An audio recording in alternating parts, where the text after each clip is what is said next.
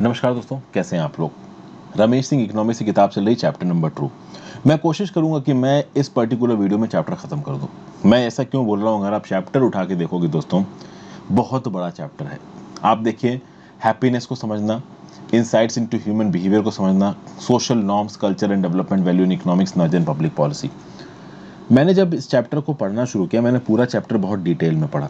कुछ समय तक तो मुझे लगा कि मैं कुछ हद तक डिटेल में घुस के चीज़ों को आपको एक्सप्लेन करूंगा। एक समय के बाद मुझे ऐसा लगा कि बहुत ज़रूरत से ज़्यादा बेकार चीज़ें लिख रखी हैं। ह्यूमन बिहेवियर के अंदर एक प्रकार की थीसिस कर रखी है, सोशल नॉर्म्स और कल्चर के पीछे थीसिस कर रखी है, और इस प्रकार की थीसिस हम लोग रोज एक एक घंटा करते हैं एडिटोरियल और करंट अफेयर्स में।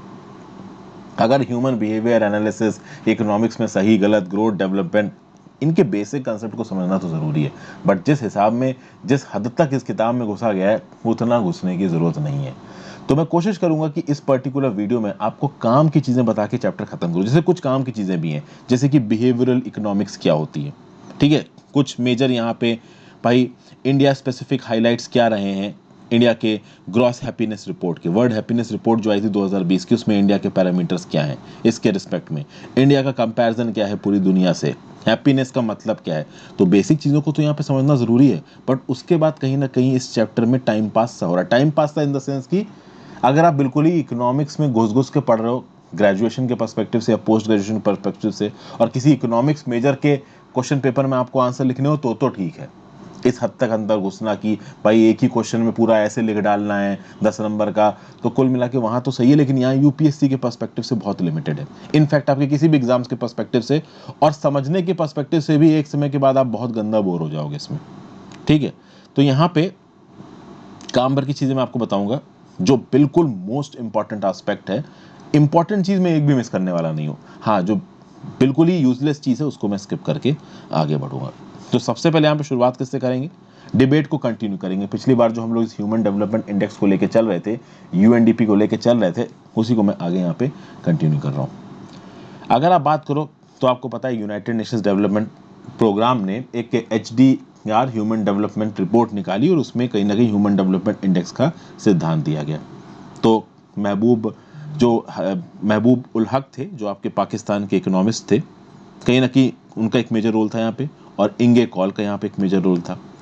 अब आगे बात करो, 1995 तक आते आते शुरुआत में ये जो ह्यूमन डेवलपमेंट इंडेक्स की रिपोर्ट आई, और इसमें जो इंडेक्स आया, उस इंडेक्स में कुछ कंट्रीज बोल रही थी हाँ भाई सही पैरामीटर से, कुछ बोल रही थी गलत पैरामीटर से। 1995 आते आते दुनिया भर की ज़्यादातर जो इकोनॉमीज थी वो कहीं ना कहीं ह्यूमन डेवलपमेंट के प्रोसेस को मान रही थी। मतलब यूनाइटेड नेशंस डेवलपमेंट प्रोग्राम ने जो यहाँ पे ह्यूमन डेवलपमेंट का कंसेप्ट HDI के फॉर्म में इंट्रोड्यूस किया था, कहीं ना कहीं इसको मानने लगे थे। और आप देखोगे ऐसा माना क्यों जाने लगा, क्योंकि दुनिया भर की जो इकोनॉमीज थी, उन दुनिया भर की इकोनॉमीज का ये बोलना था कि भाई एक ऐसा इंडेक्स निकल के आ रहा है जिसके बेसिस पे हमारे देश में जो भी ह्यूमन डेवलपमेंट इंडिकेटर्स के पैरामीटर होंगे उनका इंटरनेशनल असेसमेंट होगा। तो जो अमीर कंट्रीज थी वो इस बात पे खुश थी कि अगर हम ह्यूमन डेवलपमेंट इंडेक्स में ऊपर हैं तो हम अपनी बादशाहत को और अपनी प्रोग्रेस को दूसरे के सामने शो ऑफ कर पाएंगे। जो गरीब कंट्रीज थी, ये जो कम डेवलप्ड कंट्रीज थी, उनका क्या हित था, उनका हित ये था कि अगर हमारा ह्यूमन डेवलपमेंट इंडेक्स कम आता है तो इस कम ह्यूमन डेवलपमेंट इंडेक्स को देख के ये जो वेस्टर्न कंट्रीज हैं, ये जो World Bank, IMF, United Nations organisation जैसे ऑर्गेनाइजेशन है, ये हमारी मदद करेंगे। तो कहीं ना कहीं हमें आगे बढ़ना ही है, और अगर हमारी गरीबी देख के, हमारा बैकवर्डनेस देख के हमें कहीं से मदद मिल जाती है तो हम जल्दी ग्रो कर जाएंगे। तो सबके अपने अपने यहाँ पे मोटिव थे, और कहीं ना कहीं कोई भी मोटिव गलत नहीं था। और पॉलिसी मेकिंग में भी कहीं ना कहीं ह्यूमन डेवलपमेंट इंडेक्स के सिद्धांत को इंट्रोड्यूस किया जा रहा था। यहाँ पे शुरुआत में पैरामीटर्स क्या था, तो इनकम था, एजुकेशन था, लाइफ एक्सपेक्टेंसी एट बर्थ था। इन पैरामीटर्स को तो मैंने पिछली वीडियो में आपको बहुत प्रॉपर तरीके से समझाया है। Over the course of year देखोगे कि बहुत सारे एक्सपर्ट्स, बहुत सारे स्कॉलर्स, बहुत सारे इकोनॉमिस्ट अपना अपना वर्जन बताएंगे डेवलपमेंट का, लेकिन जो उनका मेजर था डेवलपमेंट का, वो इस मेन ह्यूमन डेवलपमेंट इंडेक्स की रिपोर्ट से डिसएग्री नहीं करता था। कहीं ना कहीं वो ह्यूमन डेवलपमेंट इंडेक्स में जो भी तरीके बता रखे थे उसमें सजेशन सजेस्ट कर रहे थे। यहाँ पे ऐसी भी बहुत सी कोशिशें हुई हैं जहाँ पे ह्यूमन डेवलपमेंट इंडेक्स से कुछ अलग एक इंडेक्स डेवलप करने की कोशिश की गई, हालांकि वो डेवलप हो नहीं पाया। ह्यूमन डेवलपमेंट इंडेक्स एक ऐसा सिद्धांत था जिसको दुनिया भर ने रिकॉग्निशन दिए, और बाद में जो भी स्टडी होगी जो भी स्कॉलर इकोनॉमिस्ट बोलेंगे उनके पॉइंट्स को एसेस करके ये जो ह्यूमन डेवलपमेंट इंडेक्स डिवाइस किया गया था इसको इम्प्रूव करने की कोशिश की जाएगी, इसकी क्वालिटी को बढ़ाने की कोशिश की जाएगी। और यहाँ पे कई बार ऐसा हुआ कि जब एक अल्टरनेट डेवलपमेंट इंडेक्स को डेवलप करने की कोशिश की गई तो सबको ये पता था कि भाई देखिए प्रैक्टिकली एक अल्टरनेट डेवलपमेंट इंडेक्स हम डेवलप नहीं कर सकते, बहुत मुश्किल है, क्योंकि किसी भी और अल्टरनेट डेवलपमेंट इंडेक्स को ह्यूमन डेवलपमेंट इंडेक्स जैसी इंटरनेशनल रिकॉग्निशन मिलना बहुत मुश्किल था। एक नया इंडेक्स बनाओ, उसको फिर से आप कह सकते हो सारे अप्रूवल दिलाओ। तो यहाँ पे जो भी आप कह सकते हो डिस्कशंस निकल रहे थे, व्यू पॉइंट्स निकल रहे थे, वो एचडीआई को इंप्रूव करने की बात कर रहे थे। यहाँ पे एचडीआई में बहुत खामियां भी निकाली गई, उसके अंदर जो प्रॉब्लम्स थी इनको भी पॉइंट आउट किया गया। जैसे कि 1999 में लंदन स्कूल ऑफ इकोनॉमिक्स ने थीसिस की और उस थीसिस के हिसाब से बोला कि बांग्लादेश हो सकता है भाई नॉर्वे और स्वीडन से बेटर हो इंडेक्स में। तो यहाँ पे कुल मिला के किस प्रकार से आप कह सकते हो कि खामियां निकाल सकते हो आप ह्यूमन डेवलपमेंट इंडेक्स में। देखिए ह्यूमन डेवलपमेंट इंडेक्स जो इवॉल्व किया गया था उसमें 3 पैरामीटर्स रखे गए थे, एजुकेशन रखा गया था, हेल्थ रखा गया था और लाइफ एक्सपेक्टेंसी एट बर्थ रखा गया था। सॉरी, स्टैंडर्ड ऑफ लिविंग, ये जो हेल्थ और लाइफ एक्सपेक्टेंसी एट बर्थ ही एक ही चीज है, इन 3 के अलावा बाकी चीजें थी नहीं। अब यहाँ पे फॉर एग्जाम्पल आप एक चीज समझिए कि एक इंसान घर में सोने के लिए जाता है, ये सब लिखा हुआ है रमेश सिंह में, आप पढ़ना चाहो पढ़ सकते हो, हालांकि मैं आपको यहाँ पे सजेस्ट करूंगा आप मत पढ़ो, क्योंकि बहुत ज्यादा कॉम्प्लेक्स करके लिख रखा है। ठीक है, कहीं कहीं पे फिलोसॉफिकल तरीके से लिख रखा है, कहीं कहीं पे इन्फरेंशियल तरीके से लिख रखा है, उतना पढ़ के घुस के आपके काम का नहीं है, इसलिए मेरी कहानी सुन लो, बेटर है। तो यहाँ पे आपको क्या करना है, ये मान लीजिए आप घर पे सोने गए, अब मान लीजिए आप एक ऐसे इलाके में रहते हो जहाँ चोरियां बहुत होती हैं, बहुत चोरियां होती हैं, तो ऐसे केस में क्या आपको अच्छी नींद आएगी? आपके घर वाले एक घर के पास रखा जाएगा, भाई ताला 10 मार के सोओगे, पता चला घर में एक आदमी की ड्यूटी लगा दी गई कि भाई तुम जगते रहो कि कोई घर में चोर ना घुस आए। होते हैं इंडिया में आज भी ऐसी जगह है, हालांकि अब कम हो गई, लेकिन पहले ऐसी जगहें थी कि रात में भैया डाकू घुसा है, चोर घुसा है, घर से सामान लूट के ले गए, किसी को गोली मार दी, इस प्रकार की खबरें पहले बहुत आती थी। तो क्या आप कह सकते हो कि यहाँ पे कोई एक पर्टिकुलर पर्सन जो ह्यूमन डेवलपमेंट इंडेक्स के सारे पैरामीटर पूरा कर रहा हो, लेकिन उसके बाद भी वो एक पीसफुल लाइफ जी रहा है, रात को सो तक वो ढंग से नहीं पा रहा है? तो एक पीसफुल लाइफ में, एक दिमाग की शांति में, अगर एक पर्सन हाउस थेफ्ट के कारण रात में सो तक नहीं पा रहा है, तो क्या आप कह सकते हो कि ह्यूमन डेवलपमेंट इंडिकेटर्स में वो ऊपर आएगा? ऑब्वियस सी बात, वो ऊपर नहीं आएगा। फिर बहुत सारे असेसमेंट्स की जाते हैं जगह जगहों पे ये देखना कि भाई पुलिस थाने में कितनी एफआईआर रजिस्टर हुई है, मार्केट से कितने ताले बिके हैं, इन सब चीज़ों के बेसिस पे कितना एक जगह पे क्राइम हो रहा है, इन सब चीज़ों के बेसिस पे ह्यूमन डेवलपमेंट इंडिकेटर्स को आंकने की कोशिश करी जाने लगी।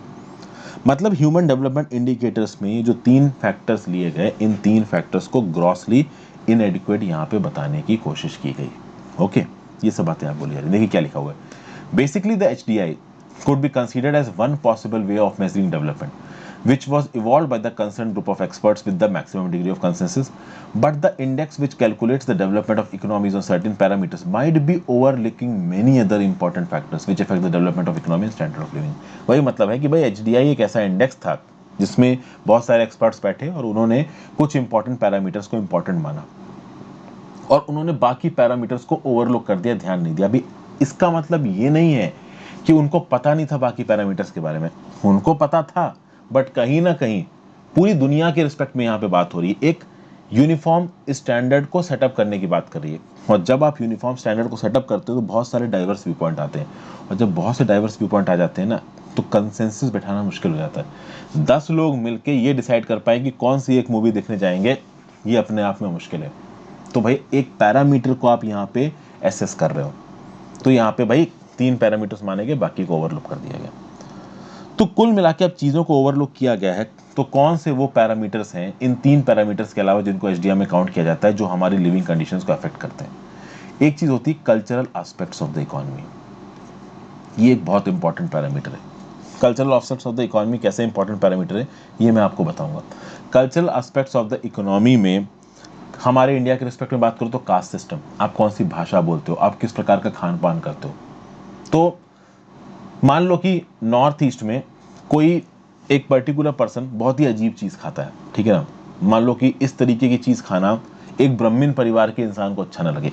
नॉर्थ इंडिया की अगर आप बात करो, आपको पता है कि इंडिया में बहुत सारे लोग नॉनवेज खाते हैं, तो क्रैब खाते हैं लोग। अगर आप साउथ इंडिया में चले जाओ, कोस्टल इलाकों में चले जाओ, आपको बहुत क्रैब खाने लोग मिल जाएंगे, क्रैब को खाना बहुत नॉर्मल है।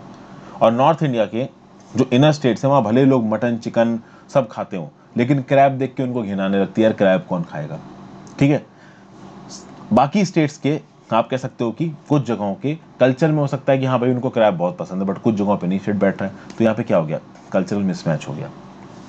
कास्ट के आधार पे लोअर कास्ट के लोगों को इंडिया में दबाया गया।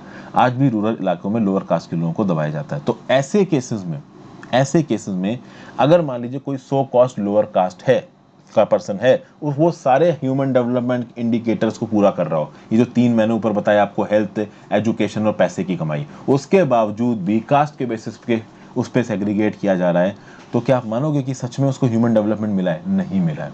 तो मतलब cultural aspects of the economy को आपने यहाँ पे स्किप कर दिया।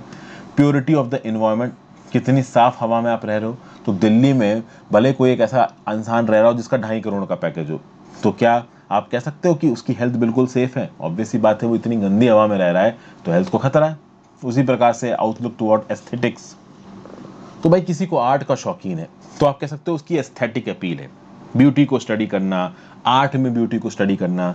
तो इस प्रकार के पैरामीटर्स को आपने इंक्लूड नहीं किया। कुछ लोग भाई इंटरप्राइजिंग होते हैं, उनके लिए चीज़ें भी इंपॉर्टेंट होती है। फिर एक इकोनॉमी में किस प्रकार का रूल है, किस प्रकार का गवर्नेंस है, किस प्रकार का एडमिनिस्ट्रेशन है। फिर लोग कितना हैप्पी फील करते हैं, उनको इकोनॉमी में कितनी प्रेस्टीज मिल रही है।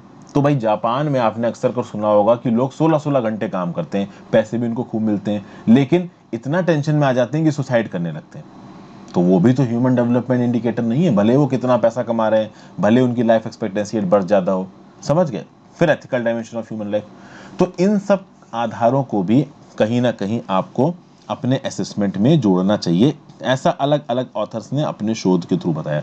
ये जो पैरामीटर्स मैं आपको इतने सारे यहाँ पे बता रहा हूँ ना, ये काफ़ी आप कह सकते हो कि थीसिस के बाद इवॉल्व किए गए। ओके, तो रियल मीनिंग ऑफ डेवलपमेंट पे आप समझ सकते हो कि ठीक ठाक यहाँ पे बहस हुई है। आसानी से हम ये नहीं पता कर पाए हैं कि रियल मीनिंग ऑफ डेवलपमेंट क्या है। वर्ल्ड बैंक और इंटरनेशनल मॉनेटरी फंड के आने के बाद रियल मीनिंग ऑफ डेवलपमेंट को काफ़ी ढूंढने की कोशिश की गई है। ठीक है, डेवलपिंग वर्ल्ड की परफॉर्मेंस को देखा गया, डेवलप्ड वर्ल्ड की परफॉर्मेंस को देखा गया। HDI में ह्यूमन डेवलपमेंट इंडेक्स में जब टॉप 20 रैंक्स देखी गई तो बोला गया भाई वेस्टर्न कंट्रीज, तो जर्मनी, फ्रांस, USA, इंग्लैंड जैसी कंट्रीज बहुत ऊपर आ रही थी।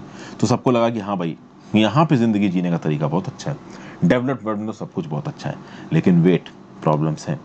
HDI में टॉप 20 रैंक्स पे आ रही है वेस्टर्न कंट्रीज, लेकिन उन्हीं वेक्टर कंट्रीज में देखोगे तो करप्शन भी हो रहा है, चोरी भी हो रही है, एक्सटॉर्शन हो रहा है, बच्चों को किडनैप करके पैसा मांगना, वाइफ को किडनैप करके हस्बैंड से पैसा मांगना, सन को किडनैप करके माँ बाप से पैसा मांगना, ड्रग ट्रैफिकिंग होना। US में तो गन कल्चर चलता है, तो भाई गन खरीद ली इलीगल मार्केट से, सुबह उठ के किसी को गोली मार दी। व्हाइट और ब्लैक की लड़ाई में जाने कितने लोगों ने गोली खाई वहाँ पे। Rape, homicide, sexual perversion, moral degradation, इस प्रकार के वाइसेस डेवलप्ड वर्ल्ड में फल फूल रहे थे। तो डेवलप्ड वर्ल्ड में लोगों के पास पैसा है, लोगों के पास एजुकेशन है, लोगों के पास लाइफ एक्सपेक्टेंसी एट बर्थ भी ज़्यादा है, बट इस प्रकार की प्रॉब्लम्स भी हैं। अब इस प्रकार की प्रॉब्लम्स एक अच्छी सिविलाइज सोसाइटी में तो हो नहीं सकती। तो इसका क्या मतलब हो गया कि भले ही आप ह्यूमन डेवलपमेंट इंडेक्स में ऊपर हो, बट कहीं ना कहीं आपके अंदर प्रॉब्लम्स हैं। आप प्रॉपर तरीके से ह्यूमन डेवलपमेंट के क्राइटेरियाज को यहाँ फुलफिल नहीं कर पा रहे हो, क्योंकि आपके अंदर बहुत सी परेशानियां नजर आ रही हैं। समझ गए आप बात को? तो यहाँ पे ये जो डेवलपमेंट था, HDI के 3 पैरामीटर्स वाला डेवलप्ड, ये इन डेवलप्ड कंट्रीज के लोगों को पीस ऑफ माइंड नहीं दिला पाया, खुशी नहीं दिला पाया। क्योंकि जिस सोसाइटी में ड्रग ट्रैफिकिंग जैसी चीज़ें हो रही हैं, गन कल्चर प्रमोट हो रहा है, वहाँ लोग खुश नहीं हो सकते, वहाँ लोग शांत नहीं फील कर सकते, सेफ नहीं फील कर सकते। USA में एक लंबे समय तक गन कल्चर चला है, जिस समय पे पेरेंट्स अपने बच्चों को बाहर भेजने में डरते थे कि भाई कहीं पे कोई आके गोली ना चला दे। तो आपके पास पीस ऑफ माइंड नहीं है। जब पीसी ऑफ माइंड नहीं है तो काहे की डेवलप्ड कंट्री। समझ गए? तो कहीं ना कहीं पूरी दुनिया में एक नीड समझी गई कि भैया डेवलपमेंट को रीडिफाइन करना पड़ेगा, और डेवलप्ड वर्ल्ड में ये जो हैप्पीनेस के डिलीवरी के पैमाने हैं ना, इनको एसेस करना पड़ेगा। हैप्पीनेस एक ऐसा फैक्टर है जो बहुत सारे एस्पेक्ट्स को टच करता है। अगर आपकी जेब में पैसा है, आप जरूरी नहीं है कि आप हैप्पी हो। सुशांत सिंह राजपूत को देख लीजिए, क्या सुशांत सिंह राजपूत को पैसों की किसी भी टर्म्स में कमी थी? नहीं, पर तब भी सुसाइड कर लिया। क्या जितने भी लोग सुसाइड कर रहे हैं क्या सब गरीबी हैं? कोई अमीर आदमी सुसाइड करता ही नहीं है? भाई बिल्कुल करते हैं। समझ गया बात को? तो ये सब चीजें यहाँ पे बताई जा रही हैं। वैसे सुशांत सिंह राजपूत वाले एग्जाम्पल को सीरियसली मत लीजिएगा। बहुत सारे लोगों का मुझे पता है मानना है कि भाई इट वॉज अ मर्डर। अभी सुसाइड था, मर्डर था, ये एक अलग थ्योरी है, मैंने बस एक एग्जाम्पल दिया है, ठीक है ना। तो जिसकी फीलिंग्स हर्ट हुई हो, आई एम रियली सॉरी, ठीक है। तो इसको बहुत लिटरली मत लेना, टॉपिक में जो समझाने की कोशिश कर रहा हूँ उस पर फोकस करना, ठीक है। फिर आगे बात करते हैं, why has development not delivered happiness to the developed world. क्यों भाई डेवलपमेंट हैप्पीनेस नहीं डिलीवर कर पाया डेवलप्ड वर्ल्ड को? क्योंकि हैप्पीनेस के पैमाने अलग हैं। आपके पास पैसा है, आपके पास एजुकेशन है, आपके पास हेल्थ है, इसका मतलब ये नहीं कि आप हैप्पी हो। हैप्पीनेस में बहुत सारी चीज़ें आ जाती हैं। Happiness is a normative concept. Normative concept का मतलब क्या हो गया कि हैप्पीनेस आपको दिमाग के अंदर से आती है, आपका दिमाग बताएगा कि आप हैप्पी हो। कभी कभी आपने देखा होगा बड़ा खुश सा होता हो, रिजल्ट आया, इंडिया जीत गई, बहुत सी सारी चीज़ें होती हैं। कोई अच्छी मूवी देख ली, सुबह सुबह उठे, बड़ा पॉजिटिव फील कर लो। कभी कभी क्या होता है कि बॉस ने गरिया दिया, सीढ़ी से उतर रहे थे, 2 सीढ़ी फिसल गए, नीचे गिर पड़े, आप फ्रिज के ऊपर गए, फ्रिज के ऊपर मम्मी ने सुई रख रखी थी, एकदम से आपने हाथ डाला, सुई थोड़ी सी चुभ गई हाथ में, दिमाग खराब हो गया, मूड ही खराब हो गया, दर्द हो रहा है, अब डिप्रेस हो गए। तो ये आपके दिमाग के स्टेट ऑफ माइंड पे डिपेंड करता है कि आप सैड हो, हैप्पी हो, समझ गए। तो हैप्पीनेस के पैमाने अलग अलग, इकोनॉमी अगर आप कंट्री के लेवल पे देखते हो तो अलग अलग हो सकते हैं। बहुत डाइवर्स यहाँ पे पैमाने हैं हैप्पीनेस के। हैप्पीनेस के पैमाने को यहाँ पे डिफाइन किया गया है, हम लोग भी थोड़ा समझने की कोशिश करते हैं। बहुत डिटेल में डिफाइन किया गया है, मैं आपको शॉर्ट में समझाऊंगा। मिड 1940s से लेके 1950s तक पूरा पूरा हैप्पीनेस को क्या समझा गया कि इकोनॉमी में अगर 5 से 7% की सालाना ग्रोथ हो रही है तो वो हैप्पीनेस है, ठीक है। किसके हिसाब से? आईएमएफ और वर्ल्ड बैंक के हिसाब से। जब लेट 1960s आ गया तो कहीं ना कहीं डेवलपमेंट का सिद्धांत सामने आने लगा। तो आर्थर लुइस करके यहाँ पे कह सकते हैं, आप कह सकते हो ज्ञाता थे, आर्थर लुइस ने क्या बोला? आर्थर लुइस ने बोला 1963 के तक आते आते कि डेवलपमेंट के सिद्धांत के अंदर एक इंसान के पास ये फ्रीडम होनी चाहिए कि वो अपने डेवलपमेंट के पैमाने को चुन सके। तो एक इंसान के लिए ज़्यादा पैसा कमाना डेवलपमेंट है या एक इंसान के लिए पीस ऑफ माइंड डेवलपमेंट है, ये उसकी चॉइस है। अगर उसके पास फ्रीडम है इस चॉइस को लेने के लिए तो वो खुश है। ये किसने बोला? ये आर्थर लुइस ने बोला, ठीक है ना। डडले सीयर्स ने क्या बोला कि भाई ज़्यादा एम्प्लॉयमेंट हो सोसाइटी में, इक्वलिटी ज़्यादा हो, गरीबी कम हो रही हो, तो ये क्या है? ये आप कह सकते हो कि भाई खुशी है। इंटरनेशनल लेबर ऑर्गेनाइजेशन ने मिड 1970s में क्या बोला कि भाई लोगों की इकोनॉमिक एबिलिटी को बनाओ ताकि उनकी बेसिक नीड्स बढ़ें, सस्टेनेंस कर पाएँ, वो अपने आप को अच्छी तरीके से पाल पाएँ, अपने घर वालों को पाल पाएँ, एब्सोल्यूट पॉवर्टी को हटा पाएँ, ज़्यादा एम्प्लॉयमेंट हो, एक डिग्निफाइड ज़िंदगी जी पाएँ। तो ये हैप्पीनेस है इंटरनेशनल लेबर ऑर्गेनाइजेशन के हिसाब से। तो बहुत सारे आप देख सकते हो कि यहाँ पे पैमाने दिए गए हैं हैप्पीनेस के रिस्पेक्ट में। वर्ल्ड बैंक की बात करिए 1991 में, तो वर्ल्ड बैंक ने बोला कि भाई हैप्पीनेस के लिए क्वालिटी ऑफ लाइफ अच्छी होनी चाहिए। तो अच्छी एजुकेशन, अच्छी हेल्थ, अच्छा न्यूट्रिशन, कम पॉवर्टी, अच्छा साफ इन्वायरमेंट, इक्वालिटी, फ्रीडम, कल्चर, ये सब कहीं ना कहीं आ रहे हैं तो आप हैप्पी हो। तो हैप्पीनेस के आप समझ रहे हो ना, अलग अलग लोगों के हिसाब से हैप्पीनेस के अलग अलग पैमाने हैं। एक बच्चे के हिसाब से हैप्पीनेस क्या होगा कि पापा शाम को चॉकलेट ले आए, ठीक है ना। थोड़े बड़े हो गए आप, 25 साल के, 22 साल के, तो हैप्पीनेस क्या होगा? अब तो बाइक मिलनी चाहिए भाई, समझ गए। तो ये सब चीज़ें हैं। कोई बिल्कुल ही बिगड़ायल बच्चा है, वो बोलेगा मैं तो मर्सिडीज से कम में मानूंगा ही नहीं, ठीक है। जिसने कोई मेहनत नहीं करी होगी, अमीर घर में पैदा हुआ होगा, वेकअप से टाइप के जो होते हैं ना लोग कि भाई, या फिर आप कह लीजिए दिल चाहता है कि आमिर खान टाइप के जो लोग होते हैं जिन्होंने कभी ज़िंदगी में मेहनत करी नहीं, ऐसे भी बहुत से लोग हमारी सोसाइटी में उठे अमीरी में पैदा हुए, तो भाई उनके लिए हैप्पीनेस क्या है कि यार मर्सिडीज़ नहीं थी, समझ गए। तो ये सब चीज़ें यहाँ पे मतलब बहुत ही कंपैरेटिव है हैप्पीनेस का जो सिद्धांत है ना, वो कंपैरेटिव भी बहुत ज़्यादा है। लेकिन कहीं ना कहीं हैप्पीनेस को यहाँ पे इंडिविजुअल के साथ साथ हमको कौन से टर्म्स में डिवाइड करना था? इसको हमको कंट्रीज के टर्म्स में डिवाइड करना था। अलग अलग कंट्री के लिए अलग अलग हैप्पीनेस के क्या पैमाने थे। उसके बाद अगर आप देखोगे तो जिस समय की बात हो रही 1960s, 1970s, 1980s, जब कहीं ना कहीं डेवलपमेंट के सिद्धांत इवॉल्व हो रहे थे, उस समय पे डेवलपमेंट को नेचुरली क्या समझा गया कि भाई एक इंसान अच्छा कमा रहा हो, प्रॉपर न्यूट्रिशन हो, उसके पास ठीक ठाक हेल्थ के फैसिलिटीज़ हो, उसकी पढ़ाई लिखाई अच्छी हुई हो, ठीक है ना। लेकिन डेवलपमेंट से ब्रॉडर टर्म था हैप्पीनेस। डेवलपमेंट में जो 3 पैमाने फिक्स किए गए थे उससे बहुत ज़्यादा एक्सपेंडेड कॉन्सेप्ट था हैप्पीनेस।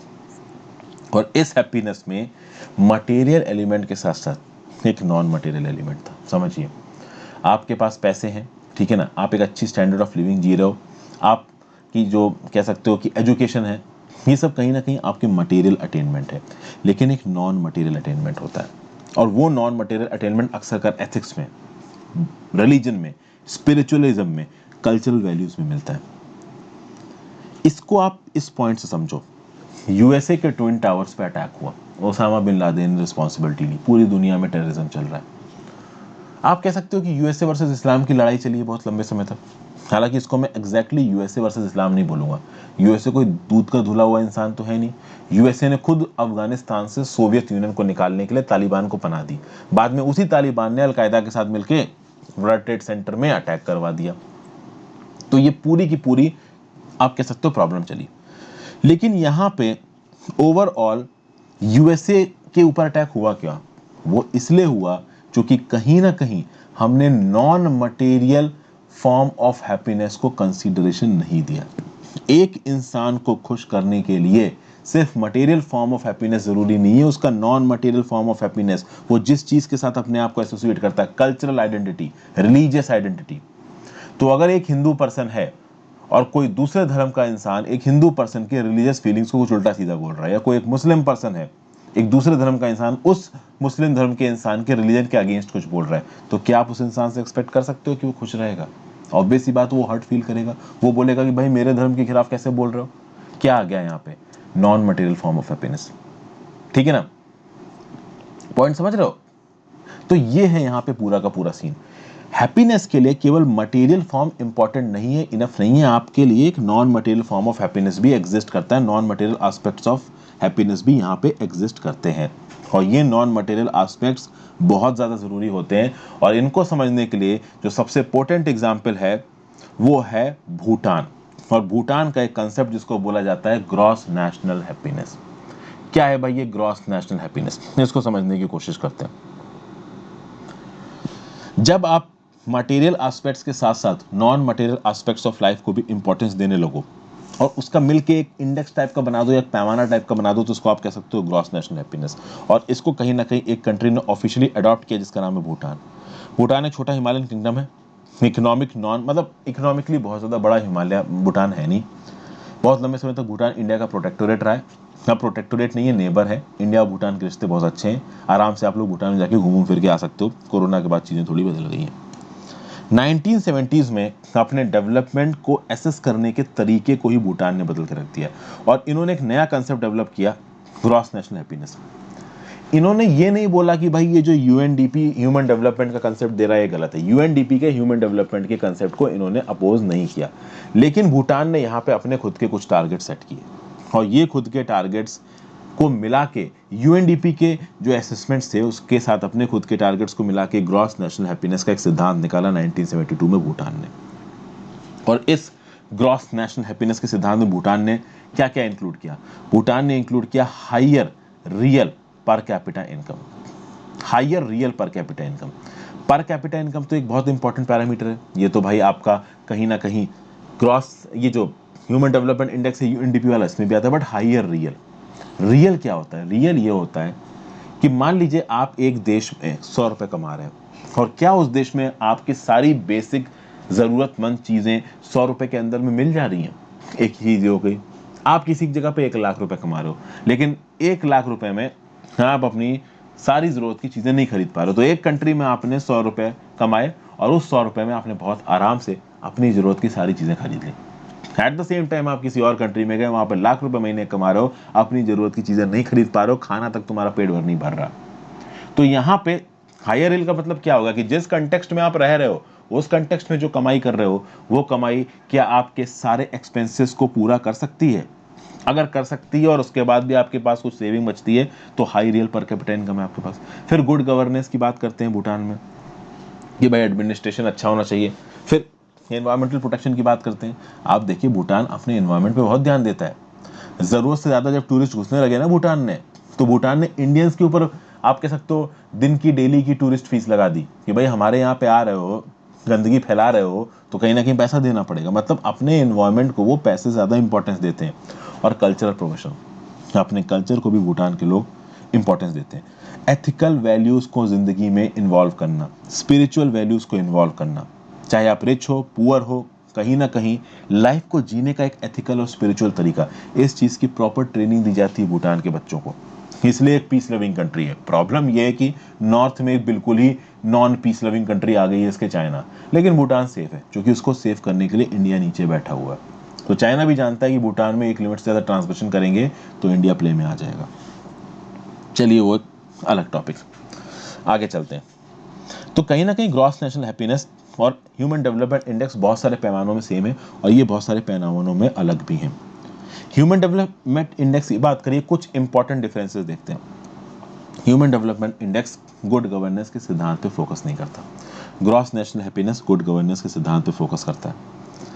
अब ऐसा नहीं है कि जो दुनिया भर की इंटरनेशनल मल्टीलेटरल इंस्टीट्यूशंस हैं वो गुड गवर्नेंस पे ध्यान नहीं देते। वर्ल्ड बैंक 1995 से लेके आज तक ये बोलता आ रहा है कि भाई good governance is very much important.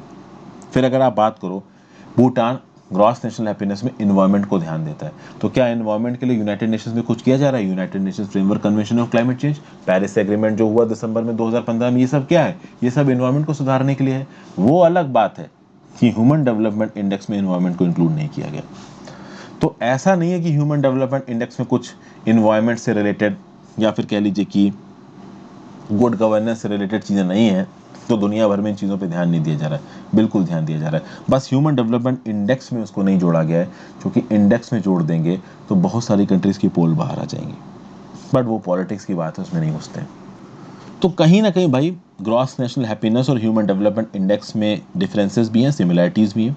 Human development index में जो नहीं किया जा रहा है when compare to gross national happiness index of Bhutan, तो उसके रिस्पेक्ट में अलग से बहुत सारी चीज़ें मल्टीलैटरल इंस्टीट्यूशंस के थ्रू करने की कोशिश कर रही हैं दुनिया भर की सरकारें। ठीक है, अब समझते हैं। कल्चरल एलिमेंट को यहाँ पे इंपॉर्टेंस देना जरूरी है, रिलीजियस एलिमेंट को इंपॉर्टेंस देना जरूरी है, एथिकल एलिमेंट को इंपॉर्टेंस देना जरूरी है। मैंने अभी आपको बताया कि जो यूएस में ये टेररिस्ट अटैक होते हैं, दुनिया भर में जो टेररिस्ट अटैक होते हैं, ये क्यों होते हैं? क्योंकि कहीं ना कहीं चीज़ों में कल्चरल मिसमैच है, वो कहीं ना कहीं शुरू हुआ है। और इसकी वजह बताई जा रही है सेक्युलरिज्म की परिभाषा वेस्टर्न कंट्रीज में। अगर आप इंडिया को यूएसए से कंपेयर करो तो सेक्युलरिज्म की परिभाषा में क्या फ़र्क है? इंडिया सेक्युलर कंट्री है, इंडिया किसी भी पर्टिकुलर धर्म को सपोर्ट नहीं कर सकता भारत की सरकार। लेकिन अगर कोई पर्टिकुलर धर्म ज़रूरत से ज़्यादा गलत काम करता है, सोसाइटी में अनस्टेबिलिटी पैदा करने की कोशिश करता है, तो गवर्नमेंट इंटरवीन करके उसको रोक सकती है। यूएस में क्या है? यूएस में बोल दिया कि भैया सरकार का और रिलीजन का कोई लेना देना नहीं है, तो चर्च अगर कुछ करता है तो हम उसमें इंटरफियर नहीं करेंगे। चर्च अलग, सरकार अलग। मतलब सरकार ने सेक्युलरिज्म रिलीजन को बिल्कुल रेगुलेट किया ही नहीं। अब यहाँ प्रॉब्लम आ गई, जब सरकार ने रिलीजन को रेगुलेट किया ही नहीं, तो रिलीजन में अगर कोई दकियानुसी ख्यालात उठ रहा है या फिर रिलीजन से रिस्पेक्ट में अगर आप कुछ अलग बातें बोल रहे हो, यूएस के कल्चर के रिस्पेक्ट में अगर आप कुछ अपोजिट बात बोल रहे हो, तो आप बुरे हो गए। समझिए आप बात को। स्पिरिचुअलिज्म से रिलेटेड कोई हाइपोथेसिस मान लीजिए यूएस में दी जाती है, आपके खुद की थॉट प्रोसेस से रिलेटेड, इंटेलेक्चुअलनेस से रिलेटेड, स्पिरिचुअल से रिलेटेड, गॉड से रिलेटेड, कल्चर से रिलेटेड, रिलीजन से रिलेटेड अगर आप कोई हाइपोथेसिस देते हो यूएस में, तो यूएस का जो सेक्युलरिज्म सिद्धांत है वो पता है क्या बोलेगा? कि ये तो बकवास कर रहा है, दकियानुसी बातें बोल रहा है, इसकी तो भैया ऑर्थोडॉक्स शेर है, मतलब सोच है, इग्नोरेंस है। इग्नोरेंस मतलब लैक ऑफ नॉलेज है, पुराने ख्याल का, ऑर्थोडॉक्स है। तो इस प्रकार से यूएसए का जो सेटअप है उसको रिजेक्ट कर देगा, और रिजेक्टेड सेटअप रिस्पॉन्ड करेंगे, ये याद रखिएगा। किसी भी रिजेक्टेड आइडियोलॉजी को, वो चाहे अपने कल्चर के प्रति प्यार हो, चाहे अपने कास्ट के प्रति प्यार हो, चाहे भाषा के प्रति, चाहे कलर के प्रति, रेस के प्रति, धर्म के प्रति, अगर आप उसको प्रताड़ित करके साइड करते हो, बेइज्जत करके साइड करते हो, वो पलट के मारेगा। और यही यूएस के साथ हुआ है टेररिस्ट अटैक्स को लेकर, और दुनिया भर में कहीं ना कहीं वो कर्सा फैल गया है। समझ गए? अब तो खैर उसके नाम पे भी बहुत सी गलत चीज़ें होने लगी हैं, बट उसमें घुसते नहीं। मतलब आप समझ गए हो ना कि मैं यहाँ पे कहने की कोशिश क्या कर रहा हूँ। हैप्पीनेस के सिद्धांत को आपको समझाने की कोशिश कर रहा हूँ। हैप्पीनेस के सिद्धांत कितने डाइवर्स फैक्टर्स हैं और ह्यूमन डेवलपमेंट इंडेक्स कहाँ कहाँ पे कम पड़ गया, ये सब कहीं ना कहीं आपको समझ में आ रहा होगा। ठीक है, ये चीज़ आपको समझ में आ गई। आगे चलते हैं। भूटान ने ये सारे जो चेंजेस इंट्रोड्यूस किए, जो ग्रॉस नेशनल हैप्पीनेस का जो सिद्धांत है जो भूटान लेके आया है, क्या इससे भूटान को कुछ फायदा हुआ है? अगर आप बात करो 1984 से लेकर 1998 की, लगभग आप कह सकते हो लंबा टाइम है, 1984 से लेकर 1998, 15 साल का समय हो गया। ओवरऑल आप ये देखो, जब भूटान ने अपने आप पे ग्रॉस नेशनल हैप्पीनेस के सिद्धांत को अडॉप्ट किया, तो उनका जो ग्रॉस स्कूल इनरोलमेंट रेशियो है ना, वो 72% पे पहुंच गया। ओके, 72% पे पहुंच गया वो। उसके बाद अगर आप देखो उनके लिटरेसी का लेवल 47.5% पहुंच गया। पहले उनकी लिटरेसी का लेवल 17% था। मतलब कि जो ग्रॉस नेशनल हैप्पीनेस के सिद्धांत को जब भूटान ने अडॉप्ट किया तो उनके जो ह्यूमन डेवलपमेंट इंडिकेटर्स है ना, उसमें जबरदस्त रेवोल्यूशनरी तरीके का चेंज देखने को मिला। ये सब बातें यहाँ पे बताई गई। अब आते हैं हैप्पीनेस पे, और हैप्पीनेस में बात कर रहे हैं तो भाई कहीं ना कहीं बात होगी वर्ल्ड हैप्पीनेस रिपोर्ट 2020 की। वर्ल्ड हैप्पीनेस रिपोर्ट 2020 रिलीज हुई थी 20 मार्च 2020 को। 20 मार्च 2020 को पड़ता है इंटरनेशनल डे ऑफ हैप्पीनेस। हालांकि अब रमेश सिंह थोड़ा लेटेस्ट वर्जन ही है, लेकिन मैं आपको बता दूं कि अभी कुछ देर पहले ही वर्ल्ड हैप्पीनेस रिपोर्ट, कुछ दिन पहले 2021 भी आ चुकी है। तो जो वर्ल्ड हैप्पीनेस रिपोर्ट 2021 है उसमें 149 कंट्रीज को एसेस किया गया है, जिसमें इंडिया की रैंक है 139। ये मैं आपको बता दूं, ठीक है ना। तो इंडिया की रैंक है 139 after out of 149 countries in UN world happiness report 2021। लेकिन चूंकि यहाँ 2020 की बात हो रही है तो लिमिटेड बात कर लेते हैं। अब आपको लेटेस्ट रैंकिंग आपको याद रखनी है। 2020 में 156 नेशंस को यहाँ पे एसेस किया गया, ठीक है, लेकिन रैंकिंग्स केवल 153 नेशंस की रिलीज की गई, ठीक है। यहाँ पे आप देखोगे तो जब वर्ल्ड हैप्पीनेस रिपोर्ट 2020 को रिलीज किया गया तो 6 वेरिएबल्स को देखा गया, और कहीं ना कहीं इस बार भी इन्हीं 6 वेरिएबल्स को नॉर्मली कर देखा गया है। तो वर्ल्ड हैप्पीनेस रिपोर्ट में क्या क्या देखा गया, तो GDP per capita at purchasing power parity basis, social support किसी प्रकार का है क्या उस देश में, लाइफ एक्सपेक्टेंसी इस बर्थ क्या है, एक पर्सन जो उस पर्टिकुलर कंट्री में रह रहा है उसके पास कितनी फ्रीडम है चॉइसेस लेने की, जेनरोसिटी, परसेप्शन टू करप्शन, और लगभग इन्हीं आधारों पे वर्ल्ड हैप्पीनेस रिपोर्ट 2021 में निकाली गई है। इस हैप्पीनेस रैंकिंग में जो 10 हैप्पीएस्ट कंट्रीज निकल के आई, मैं बात कर रहा हूँ 2019 की। 2019 वाली जो 10 हैप्पीएस्ट कंट्रीज थी, ठीक है, वो थी भाई पहले नंबर पे फिनलैंड, दूसरे पे डेनमार्क, तीसरे पे स्विट्जरलैंड, चौथे पे आइसलैंड, पांचवें पे नॉर्वे, छठे पे नीदरलैंड, सातवें पे स्वीडन, आठवें पे न्यूजीलैंड। अब उस रैंकिंग में आपको घुसने की जरूरत देखिए है नहीं। ओके, तो यहाँ पे फिर कंपैरिजन भी दे रखा है कि भैया 2019 की रैंकिंग में और 2020 की रैंकिंग में क्या फ़र्क था। ना आपको 19 की रैंक याद रखने की ज़रूरत है इंडिया की, ना 2020 की। आप 2021 वर्ल्ड हैप्पीनेस रिपोर्ट की रैंकिंग्स याद रखिए। और जब भी आप डाटा कोड करते हो ना, जैसे कि मान लीजिए आप यूपीएससी मेंस अटेम्प्ट कर रहे हो, तो जो लेटेस्ट रिपोर्ट है उसका डाटा अगर कोड करोगे तो वो आपकी अपडेटेड नॉलेज को डिपेक्ट करेगा एग्जामिनर के सामने। इंडिया की जो रैंक आई थी वो भाई कहीं ना कहीं थी 144 2020 की रैंकिंग में, बट उसकी रैंकिंग्स के बारे में बातचीत करने की जरूरत है नहीं, क्योंकि अब लेटेस्ट रिपोर्ट आ चुकी है। तो जो भी डाटा आप याद करो वो लेटेस्ट रिपोर्ट का याद करो। यहाँ पे अलग से मैं उस डाटा को 2020 के या 2019 के डाटा का जो कंपैरिजन दे रखा है मैं उसके बारे में यहाँ पे बात नहीं करूँगा। इन वर्ल्ड हैप्पीनेस रिपोर्ट्स में बहुत सारी और चीज़ें भी देखी जाती हैं, जैसे कि फॉर एग्जांपल सबसे गंदे हालात कहाँ चल रहे हैं हैप्पीनेस को लेके, ठीक है, लाइफ का इवोल्यूशन किसी एक पर्टिकुलर कंट्री में कैसा है, इन सब चीज़ों के ऊपर भी बातचीत करी जाती है। फिर वर्ल्ड हैप्पीनेस रिपोर्ट में जो इन्वायरमेंट है, social environment, urban environment, natural environment, इन सब पे कहीं ना कहीं ध्यान दिया जाता है। पॉपुलेशंस इन इलाकों में कैसे रह रही हैं, उनका हैप्पीनेस का लेवल क्या है, इन सब चीज़ों पे भी ध्यान दिया जाता है। फिनलैंड की रिस्पेक्ट में यहाँ पे एक बात की गई, उसकी बात करेंगे। देखिए, अगर आप देखोगे तो फिनलैंड एक ऐसी कंट्री थी और उसकी जो कैपिटल सिटी थी हेलसिंकी, ये दुनिया में सबसे हैप्पीएस्ट सिटी मानी गई। ओके, हालांकि अगर देखिए आपकी कोई सिटी बिल्कुल हैप्पीएस्ट में आती है तो ऑब्वियस सी बात है आपकी ओवरऑल जो कंट्री की रैंकिंग रही होगी वो भी अच्छी रही होगी, क्योंकि गवर्नमेंटल चॉइसेस ओवरऑल डेवलपमेंट करती हैं कंट्री का। लेकिन एक प्रॉब्लम है, जैसा कि आपको पता है कि फिनलैंड बहुत ज़्यादा नॉर्दर्न लैटिट्यूड्स पे आता है, तो कहीं ना कहीं फिनलैंड में एक प्रॉब्लम भी थी। फिनलैंड में जो आबादी थी वो लगभग 55 लाख की थी।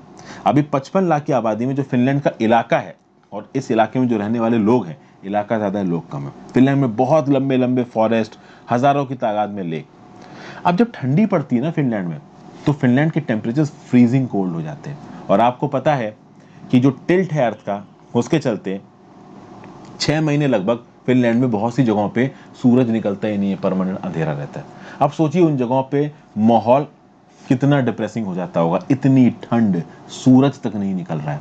अभी ऐसे कंट्रीज में कुछ प्रॉब्लम्स हैं, लोगों को शराब पीने की आदत पड़ गई है, लोगों को सुसाइडल टेंडेंसी आने लगी, जिसके चलते बहुत सारे लोग मरने लगे। लेकिन फिनलैंड की सरकार ने एक प्रॉपर हेल्थ ड्राइव बनाई, जिसके चलते इसके इंस्टेंसेस कम होने लगे। कहीं ना कहीं उन्होंने देश के लोगों की क्वालिटी ऑफ लाइफ को इंप्रूव किया, सिक्योरिटी को इंप्रूव किया, पब्लिक सर्विसेज को इंप्रूव किया। जो लोग सुसाइडल टेंडेंसीज रख रहे थे उनके लिए प्रॉपर हेल्पलाइंस बनवाई, अल्कोहलिज्म को डिस्करेज किया। सरकार ने इस बात को इंश्योर किया कि जो बिल्कुल ही आउटस्कर्ट्स इलाके में लोग रहते हैं वो सर्दियों के समय पे गर्म जगहों पे आ जाएं, या अगर वो उन जगहों पे रह रहे हैं तो उनके पास कुछ करने के लिए हो, वो कहीं ना कहीं फ्रस्ट्रेट ना हो जाए। आप समझ गए पॉइंट को? इसलिए आज की डेट में जो फिनलैंड है वो नंबर 1 रैंक पे है। अब ये जो वर्ल्ड हैप्पीनेस रिपोर्ट का डाटा 2020 का यहाँ पे पब्लिश किया है, इसके बारे में ये बोला गया है कि इस पे कोरोना वायरस का इम्पैक्ट नहीं आया। कोरोना वायरस तो ये जो डाटा है ये कलेक्ट किया गया था 2018-19 में, और कोरोना वायरस बाद में आया। हालांकि बहुत सारे यहाँ पे एक्सपर्ट्स का ये बोलना है कि कोरोना वायरस के आने के बाद कहीं ना कहीं लोगों की जो हैप्पीनेस का लेवल है वो आगे बढ़ जाएगा। क्यों? क्योंकि इन्वायरमेंट में थोड़ा सुधार हो जाएगा। लेकिन हैप्पीनेस का लेवल बढ़ नहीं रहा है। एटलीस्ट इंडिया जैसी कंट्रीज में तो कोरोना वायरस के बाद हैप्पीनेस का लेवल बिल्कुल बद से बदतर जा रहा है। ठीक है, कोरोना वायरस का इम्पैक्ट अलग अलग जगहों पे अलग अलग है। आप इसराइल में चले जाइए, 55% से ज़्यादा आबादी वहाँ पे वैक्सीनेट हो चुकी है। कोरोना वायरस वहाँ पे ऑलमोस्ट खत्म हो चुका है। और हालात देख लो इंडिया के।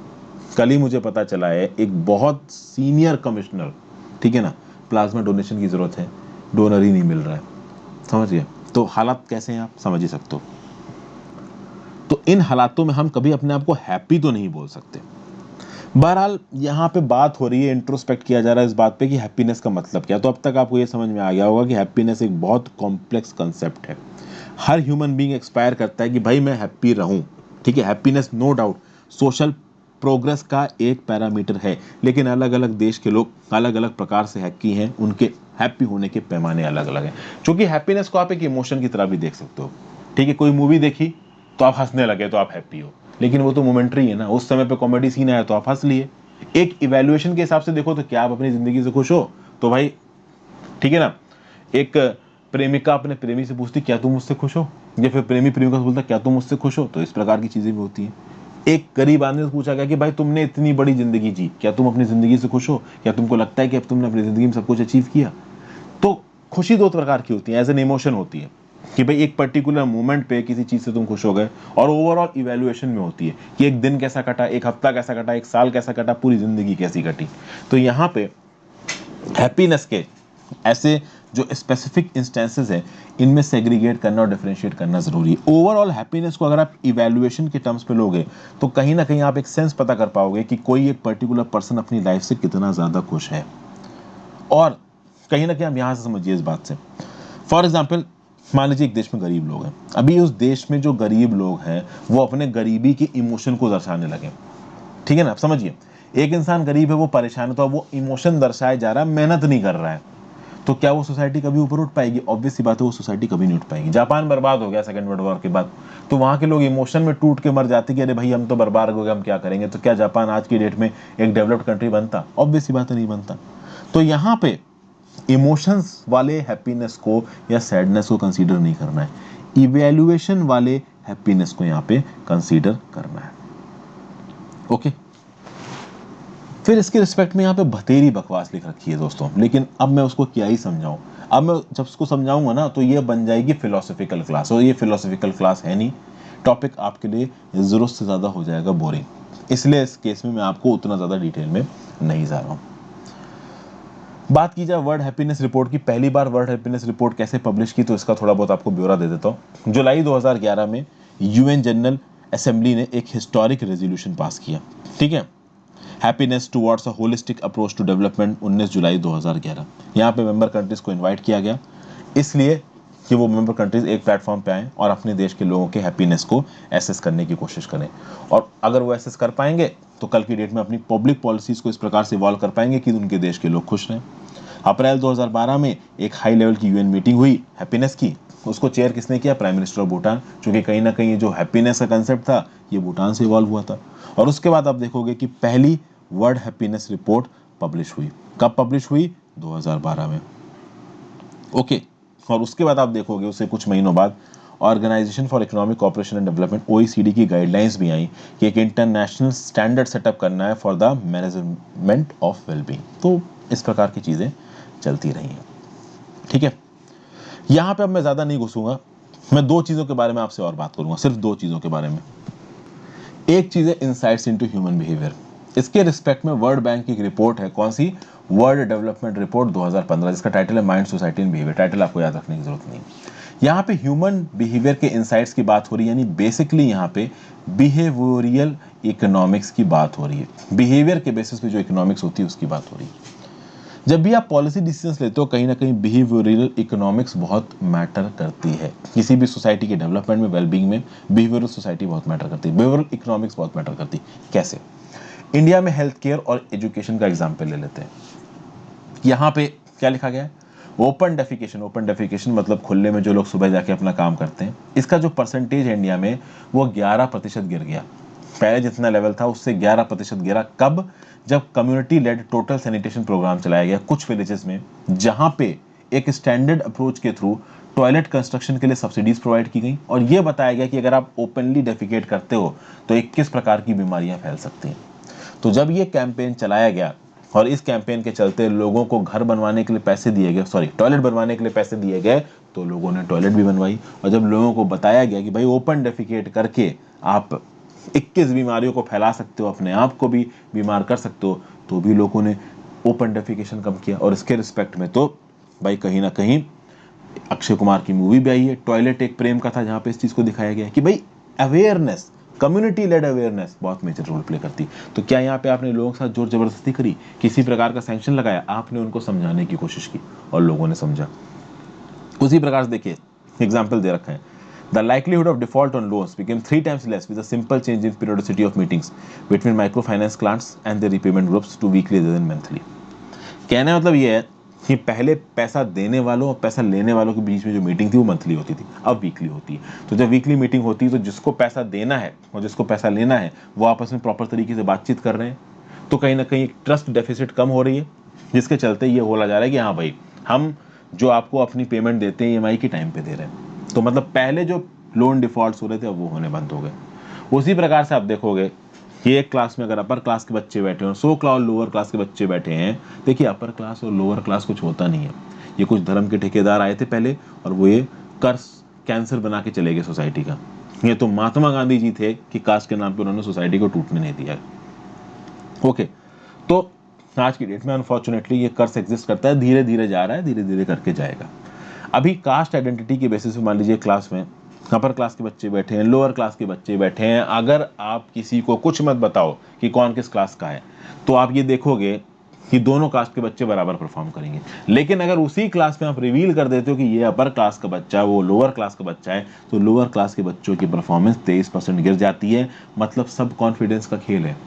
कहते हैं ना कि हॉरर मूवी देख के आए तुम, और हॉरर मूवी देख के आए, बेड पे लेटे हो तो लग रहा है चुड़ैल खिड़की पे बैठी है, लटकी है। क्यों लग रहा है? क्योंकि तुम्हारे दिमाग में डर है। एक बार तुम्हारे दिमाग में डर नहीं है तब तुम्हारी रियल परफॉर्मेंस बाहर निकल के आती है। तो सोशल नॉर्म्स, कल्चर डेवलपमेंट यहाँ पे इस प्रकार से इंपॉर्टेंट हो जाते हैं। फाइनली यहाँ पे एक बात करेंगे हम लोग इसकी नज एंड पब्लिक पॉलिसी की। Social culture and norms and development की भी बात देखिए कर ही लेते हैं। सिंपल इसमें लॉजिक है। देखिए इकोनॉमिक डेवलपमेंट सिर्फ physical policy, monetary policy, taxes इन पे डिपेंड नहीं करता। वो एक इंसान के सोचने के तरीके पे, एक इंसान की साइकोलॉजी पे, सोशोलॉजी पे, कल्चर पे और इन नॉर्म्स पे भी डिपेंड करता है इकोनॉमिक डेवलपमेंट। तो कहीं ना कहीं इकोनॉमिक्स में डेवलपमेंट के लिए आपको सारे डिसिप्लिन्स पे फोकस करना है। ये बात वर्ल्ड डेवलपमेंट रिपोर्ट 2015 ने बोल दी थी।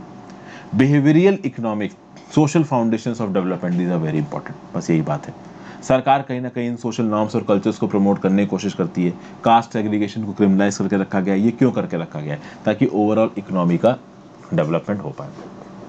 फिर अगर आप बात करो वैल्यूज एंड इकोनॉमिक्स की, आप देखो दोस्तों कि होता है ना कि इंसान के नेचर की अगर बात की जाए तो इंसान का नेचर इनहेरेंटली अच्छा बताते हैं लोग। अगर आप एवोल्यूशनरी बायोलॉजी और साइकोलॉजी में रिसर्च करोगे तो पता चलेगा कि मोरालिटी, अल्ट्रुइज्म और जो अदर एथिकल वैल्यूज होती है ना, ये ऑटोमेटिकली ह्यूमन माइंड में एम्बेडेड होती हैं। मतलब ह्यूमन माइंड करंट नहीं है, करप्ट नहीं है। एक डिफॉल्ट मोड का जो ह्यूमन माइंड होगा ना वो हमेशा अच्छा ही होगा। ये अलग बात है कि एक इंसान अगर किसी गंदी कंडीशन में पैदा हुआ है और उसने अगर सब कुछ गलत ही देखा है तो वो गलत बन जाएगा। तो एक इंसान अगर चोरों के बीच में पैदा हुआ तो वो चोर बन जाएगा। हालांकि अगर उसको थोड़ी सी भी अच्छी शिक्षा दोगे आप तो वो सही ही बनेगा। न्यूट्रल भी छोड़ दोगे तो भी कहीं ना कहीं उसके अंदर मोरालिटी, अल्ट्रुइज्म का सिद्धांत रहेगा, एथिक्स का सिद्धांत रहेगा, अनटिल एंड अनलेस उसके साथ कुछ ऐसा ना होने लगे जिसके चलते उसको सफर करना पड़े। तो ये जो ह्यूमन और मॉरल क्वालिटीज है ना, ये ऑटोमेटिकली इम्बाइब्ड आती है एक इंसान के अंदर। और एक खास बात है, एक इंसान कितना मॉरली सोचता है, कितना एथिकली एक्ट करता है, इसका भी फर्क पड़ता है इकोनॉमिक प्रोग्रेस पे। तो इस चीज़ के ऊपर भी एक बहुत बड़ी बहस चल रही है कि इकोनॉमिक प्रोग्रेस के ऊपर और इकोनॉमिक प्रोग्रेस का एथिक्स से, मोरालिटी से, आल्ट्रुइज्म से और बाकी ह्यूमन वैल्यूज से क्या लेना देना है। यहाँ पे कॉर्पोरेट्स को लेके, इंडिविजुअल्स को लेके, ऑनेस्टी को लेके, पंक्चुअलिटी को लेके, करप्शन को लेके, सोशल बिलीफ्स को लेके भी शोध चल रहा है। अनफॉर्चुनेटली इस वैल्यूज और इकोनॉमिक्स वाली चीज में कंट्री बाय कंट्री चीजें वेरी कर जाती हैं, कल्चर बाय कल्चर चीजें वेरी कर जाती हैं, कॉर्पोरेट बाय कॉर्पोरेट चीजें वेरी कर जाती हैं।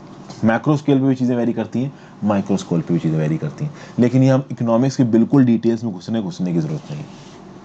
और फाइनली जो हमने पहले अभी बिहेवियरल इकोनॉमिक्स देखी है, उस बिहेवियरल इकोनॉमिक्स के बेसिस पे एक कंक्लूजन हम लोग बहुत सेफली निकाल सकते हैं, और वो कंक्लूजन ये है कि भाई आप लोगों को नज कर सकते हो टुवर्ड्स डिजायरेबल बिहेवियर। मतलब आप लोगों को सिखा के उनको डिजायरेबल बिहेवियर की तरफ भेज सकते हो। स्वच्छ भारत मिशन क्या कर रहा है, बेटी बचाओ बेटी पढ़ाओ क्या कर रहा है, सख्त सुधार मिशन आपको यही तो समझा रहा है कि भाई साफ तरीके से रहो। बेटी बचाओ बेटी पढ़ाओ क्या कर रहा है, यही तो बता रहा है कि भाई गर्ल चाइल्ड की इज्जत करो। तो यहाँ पे बिहेवियरल इकोनॉमिक्स का सिद्धांत क्या बोलता है कि अगर आप किसी को कुछ अच्छा करने को बोलोगे, उसको अवेयर करोगे, तो वो अच्छा ही करेगा, बुरा नहीं करेगा। तो स्वच्छ भारत मिशन के थ्रू बोलोगे साफ सफाई रखो, तो साफ सफाई रखेगा। बेटी बचाओ बेटी पढ़ाओ कैंपेन फैलाओगे, तो कहीं ना कहीं गर्ल चाइल्ड को लोग मानेंगे। और इसको आगे चीज़ों में बदला जा सकता है, जैसे कि बेटी बचाओ बेटी पढ़ाओ को बदलाव में बदला सकता है, यानी बेटी आपकी धनलक्ष्मी और विजय लक्ष्मी, मतलब कि बेटी के प्रति और प्यार और अवेयरनेस बढ़ाई जा सकती है। स्वच्छ भारत को सुंदर भारत में बदला जा सकता है। ठीक है, गिव इट अप जो एलपीजी की सब्सिडी थी, इसको थिंक अबाउट द सब्सिडी। मतलब कहने का मतलब है कि आप थोड़ा थोड़ा करके पीपल्स के बिहेवियर को बदल सकते हो, लेकिन लोगों के बिहेवियर को बदलते वक्त उनके सोशल और रिलीजियस नॉर्म्स का ध्यान रखना पड़ेगा, डिफॉल्ट चीज़ों का ध्यान रखना पड़ेगा। जो नॉर्म होता है उसी नॉर्म के बेसिस पे लोग काम करते हैं। तो नॉर्म सरकार इस प्रकार से डिसाइड करे जो कि वैल्यू से भरी हुई हो, एथिक्स से भरी हुई हो, और साफ साफ एक ऑर्गेनाइज्ड कैंपेन के थ्रू सरकार और सिविल सोसाइटी लोगों को रिमाइंड कराती रहे कि भाई लोगों को अपना बिहेवियर अच्छा रखना है, अच्छी तरफ लेके जाना है, निगेटिविटी की तरफ लेके नहीं जाना है। और ये रियल में आने वाले समय में डेवलपमेंट को डिसाइड करेगा। तो यहाँ पे मैं चैप्टर नंबर 2 खत्म करता हूँ। मैंने इंटेंशनली बहुत सी चीज़ें छोड़ी हैं जो कि मुझे उतनी इंपॉर्टेंट नहीं लगी। मुझे कोर्स भी खत्म करना, अभी एक एक लाइन पढ़ाने बैठा तो लेक्चर तो बोरिंग होगा ही होगा, कोर्स भी खत्म नहीं होगा। So thank you for watching, have a great day.